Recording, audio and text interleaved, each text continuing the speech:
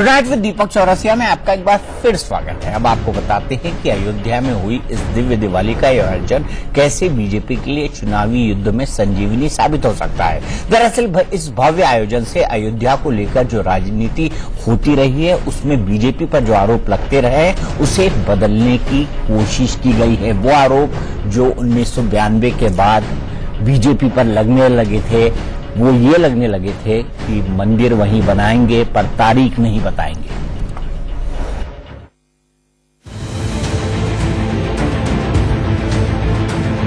राजनीति में कुछ भी बिना कारण नहीं होता। हर कदम हर बयां का एक मतलब होता है। सबसे बड़ा सवाल यह है कि आखिर बीजेपी को राम की अयोध्या में इतने भव्य आयोजन की जरूरत क्यों पड़ी। तो इसका जवाब आपको इस बयान से ही मिल जाएगा। कि अयोध्या से सभी पार्टियों को, सभी पार्टी के नेताओं से अयोध्या से लखनऊ दिल्ली जाने का रास्ता नजर आता है। आज पहली बार ऐसा हुआ है माननीय मुख्यमंत्री जी को अयोध्या नजर आया, इससे हम लोग बहुत खुश हैं। राजनीति करने के लिए सब आते हैं अयोध्या में कि यहीं से उनको लखनऊ नजर आता है, यहीं से उनको दिल्ली नजर आता है, लेकिन जब वहां पहुंच जाते हैं तो अयोध्या किसी को नहीं नजर आता है। आज पहली बार ऐसा। दरअसल राम मंदिर के नाम पर राजनीति चमकाने वाली बीजेपी के लिए ये आयोजन खुद के वजूद को मजबूत बनाने और खुद के बारे में लोगों का नजरिया बनाने में अहम भूमिका निभाएगा। बाबरी ढांचा गिराने के बाद बीजेपी की सरकारें आई, मंदिर बनाने पर बातचीत भी हुई, लेकिन सारी कवायदें अपने मुकाम तक नहीं पहुंच पाई।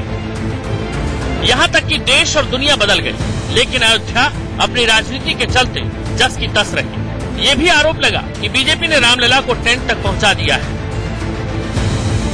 इस पर पूरे आयोजन से अयोध्या के विकास का जो खाका खींचा गया वो इस पूरे मामले का सबसे पॉजिटिव पहलू है। खुद यूपी के सीएम योगी आदित्यनाथ ने मंच पर अपने भाषण में दो टूक यही बात कही। इस देश और इस दुनिया को वह सब कुछ दिया जो मानवता की कल्याण का मार्ग प्रशस्त करता हो। राम राज्य की उस परिकल्पना को जिसमें आधिदैविक, आधिभौतिक और आध्यात्मिक किसी भी प्रकार के दुख और दरिद्रता के लिए कोई स्थान न हो, उस परिकल्पना को साकार करने वाला अयोध्या आखिर क्यों विकसित हुआ, क्यों लगातार एक नकारात्मक चर्चा का विषय बनता रहा। उस नकारात्मकता से सकारात्मकता की ओर ले जाने का एक अभियान है हम सबका, और इसलिए हम सभी लोग एक बार इस मंच पर आपके बीच में उपस्थित हुए हैं। योगी की ये बात नजरिए और नतीजे दोनों के लिहाज से पॉजिटिव दिखती है और सुनाई देती है। अयोध्या के नाम पर राजनीति तो खूब चमकी, एक बार इस मंच पर आपके बीच में उपस्थित हुए हैं। योगी की ये बात नजरिए और नतीजे दोनों के लिहाज से पॉजिटिव दिखती है और सुनाई देती है। अयोध्या के नाम पर राजनीति तो खूब चमकी, लेकिन अयोध्या की चमक धूल से सनी ही रही। दूसरे बीजेपी के लिए ऐसा करना इसीलिए भी बेहद जरूरी था क्योंकि पहले उसके पास लोकसभा में पूर्ण बहुमत नहीं था, राज्यसभा में जरूरी सीटें नहीं थी, मामला कोर्ट में था। लेकिन अब केंद्र और यूपी में बीजेपी की सरकार है, राज्यसभा में भी सीटों का मसला भी जल्द ही खत्म हो जाएगा और कोर्ट ने भी ये मान लिया है कि अयोध्या में ही हुआ था रामलला का जन्म। कुल मिलाकर आयोजन का दांव खेलकर पूरी की पूरी बिसात अपने हाथ में लेने की कोशिश है। तो हाई कोर्ट ने माना था कि अयोध्या में रामलला का जन्म हुआ था। 2:1 का रेशियो था जब लखनऊ की बेंच ने इस मामले को सुनवाया था। लेकिन हम ये भी साफ कर दें कि अब ये पूरा मामला सुप्रीम कोर्ट में है और बकायदा 5 दिसंबर से चीफ जस्टिस दीपक मिश्रा इसकी सुनवाई कर रहे हैं। जो दूसरे पॉजिटिव पहलू की हमने बात की थी वो ये था कि अयोध्या को आज 133 करोड़ की योजनाएं सौगात में मिली है। इतनी बड़ी योजनाएं एक साथ आज तक अयोध्या में पहले शुरू नहीं हुई। कहा जाता रहा, बीजेपी पर आरोप लगता रहा कि बीजेपी ऐसा करेगी, बीजेपी को ऐसा करना चाहिए, लेकिन बीजेपी की सरकारें आई गई गठबंधन की राजनीति के नाम पर, दूसरी राजनीति के नाम पर उन्होंने ऐसा नहीं किया। लेकिन आज किया है, इसीलिए पर्यटन मंत्री भी, संस्कृति मंत्री भी और साथ ही साथ यूपी के मुख्यमंत्री भी, राज्य के राज्यपाल भी एक साथ पूरी तरह मंच पर मौजूद थे। इस देश की सियासत में अयोध्या ने अहम भूमिका निभाई है और सियासत की दशा और दिशा दोनों को बदला है, लेकिन खुद इस बदलाव से अछूती रही। मगर आज देश ने अयोध्या में बड़े बदलाव की तस्वीर देखी। अयोध्या को लेकर जो सोच थी उसमें आज परिवर्तन होता दिखाई दिया और बीजेपी को उम्मीद है कि इसका फायदा न सिर्फ यूपी में योगी को होगा बल्कि केंद्र में पीएम मोदी को भी इसका फायदा मिलेगा और ये अंततः मोदी स्ट्रोक साबित होगा। रोशनी से सराबोर हो गई अयोध्या। 1,71,000 दीपों की रोशनी अयोध्या के सुनहरे भविष्य को बखूबी बयां कर रही थी। पहले कभी इतनी रौनक नहीं देखी इस अयोध्या ने, लेकिन आज पूरा देश अयोध्या को देख रहा है। उसी अयोध्या को जहां से कई बार दिल्ली को साधने की कोशिश हुई। विवादों वाली इस अयोध्या के लिए आज की ये तस्वीर बड़े बदलाव की तस्वीर है। इस भव्य आयोजन ने देश की 125 करोड़ जनता की सोच को बदला है और सरकार की कोशिश भी यही थी कि अयोध्या को लेकर लोगों की सोच बदले। हम भी चाहते हैं और पूरा भारतवर्ष चाह रहा है, पूरे यूपी के लोग चाहते हैं और अयोध्यावासी चाहते हैं अब यहाँ मंदिर बनना चाहिए। आपका क्या मानना है? एक भव्य राम मंदिर बनना चाहिए। आप क्या कहना चाहेंगे? भव्य राम मंदिर बनना चाहिए और उसका भव्य विकास होना चाहिए। अयोध्या नगरी का भी भव्य विकास होना चाहिए। कौन बनाएगा ये मंदिर, आपको क्या लगता है? हमें लगता है कि हमें सरकार से बहुत उम्मीदें हैं और हमें जहाँ तक उम्मीद है कि सरकार इस मंदिर निर्माण के लिए कार्य करेगी। इस देश की राजनीति में अयोध्या के राम मंदिर के मुद्दे ने अहम किरदार निभाया। अपने बूते इस अयोध्या ने देश में सियासत की दशा और दिशा को बहुत हद तक बदला, लेकिन खुद इस बदलाव से अछूता रहा। कभी हाई प्रोफाइल नहीं हो पाया अयोध्या, लेकिन सूबे के मुख्यमंत्री योगी आदित्यनाथ ने अयोध्या आकर नजरिया बदलने की कामयाब कोशिश की है।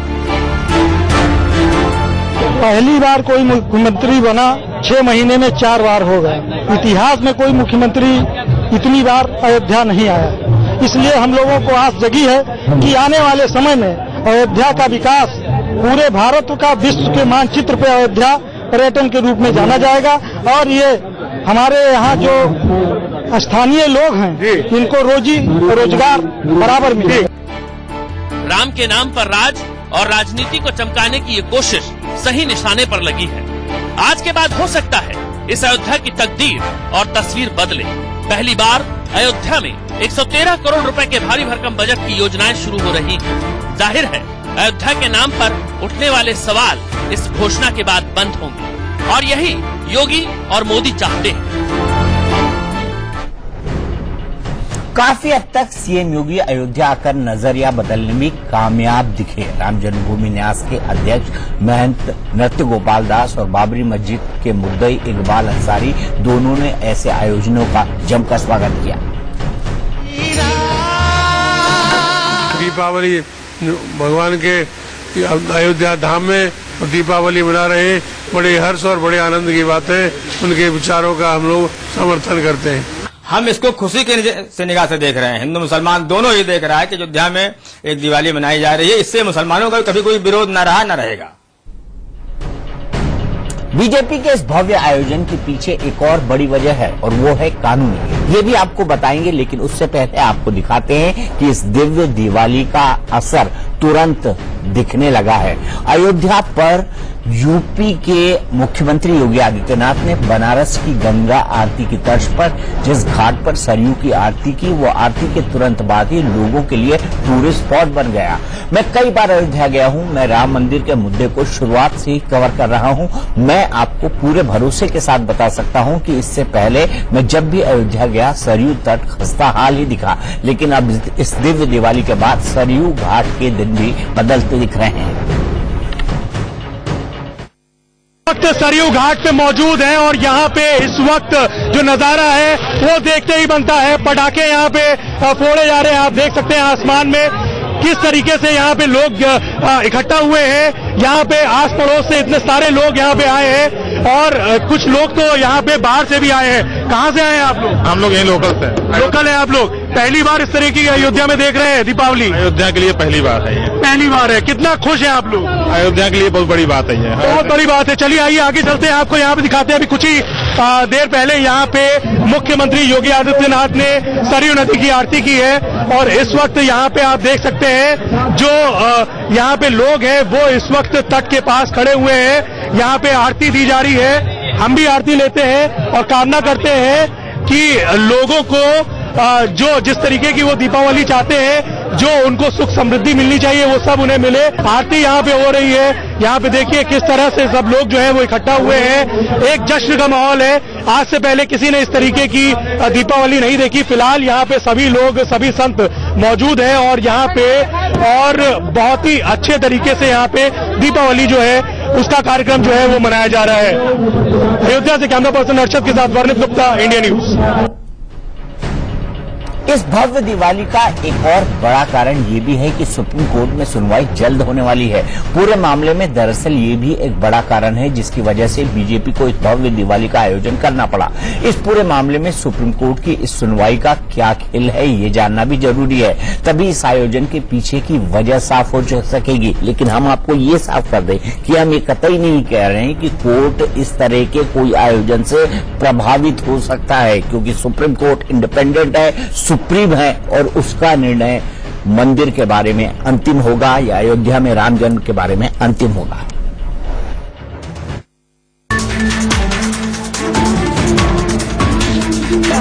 कलयुग में त्रेता युग वाली दिवाली की जरूरत दरअसल बीजेपी के लिए समय की मांग है। इसकी जरूरत इसीलिए पड़ी क्योंकि इस राम जन्मभूमि मामले में सुप्रीम कोर्ट में जल्द ही सुनवाई होगी और फैसला आने की उम्मीद है।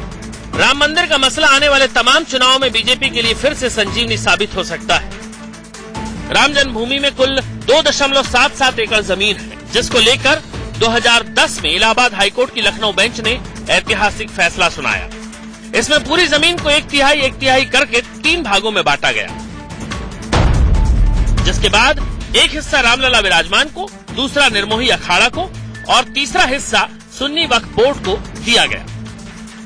लेकिन मामला सुप्रीम कोर्ट में आया तो सुप्रीम कोर्ट ने यथास्थिति बनाए रखने का आदेश दिया और पिछले लगभग 6.5 साल से मामला सुप्रीम कोर्ट में लंबित था। पिछले 6 साल से भी ज्यादा से देश की सबसे बड़ी अदालत में अयोध्या में राम मंदिर बाबरी मस्जिद के मालिकाना हक को लेकर यानी कि टाइटल सूट लंबित पड़ा हुआ है, जिसकी बड़ी वजह है रिकॉर्ड्स का ट्रांसलेशन। बताया जाता है कि ट्रकलोड भर भर के ये रिकॉर्ड आ तो गया, लेकिन कई हजार पन्नों का ये ज्यादातर रिकॉर्ड अंग्रेजी, पर्शियन, अरबिक में है, जिसके अनुवाद की जरूरत है।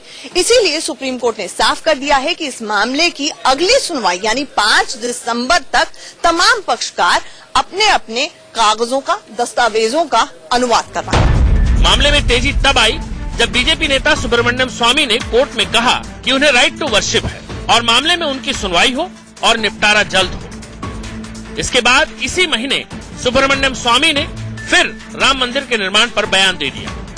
अगस्त से निर्माण शुरू हो जाएगी और जो प्री फैब्रिकेटेड मंदिर है वो उसकी सारी सामग्री पड़ी हुई है अयोध्या में, तो हम दिवाली तक बना देंगे। अब ये समझिए कि सुब्रमण्यम स्वामी के इस बयान का आधार क्या हो सकता है। इस बीच गाहे बगाहे बीजेपी नेता सुब्रमण्यम स्वामी राम मंदिर को लेकर बयान देते रहते हैं। उनका कहना यह है कि राम लल्ला की पूजा अर्चना करना उनका संवैधानिक हक है। अब तो उन्होंने ये तक कह दिया है कि अगले साल दिवाली तक राम मंदिर बनकर तैयार हो जाएगा। शायद इसके पीछे बड़ी वजह यह है कि चीफ जस्टिस दीपक मिश्रा की अध्यक्षता वाली बेंच इस मामले की सुनवाई कर रही है और चीफ जस्टिस मिश्रा खुद अगले साल अक्टूबर में रिटायर हो रहे हैं, जबकि नवंबर में दिवाली है। यानी कि सुब्रमण्यम स्वामी का अनुमान है कि इस मामले में निपटारा और फैसला अगले साल अक्टूबर तक तो हो ही जाएगा। लेकिन ऐसी भविष्यवाणी सुब्रमण्यम स्वामी कर सकते हैं, हम नहीं। आंचल आनंद, इंडिया न्यूज, दिल्ली। तो अयोध्या का मामला सुप्रीम कोर्ट में भी है। सरकार जानती है कि वो इस मामले में कुछ नहीं कर सकती, लेकिन इस तस्वीरों से संकेत साफ है। आज के आयोजन से बीजेपी ने ये साफ कर दिया कि वो मंदिर आंदोलन को या राम के मुद्दे को भूलने देना नहीं चाहती। इसमें 3 बड़ी बातें हैं। पहली तो ये कि करीब 14 साल बाद यूपी की सत्ता में बीजेपी की वापसी हुई है। ये बीजेपी के लिए राजनीतिक वनवास खत्म होने जैसा है। आज के आयोजन से ये भी संकेत देने की कोशिश की गई है।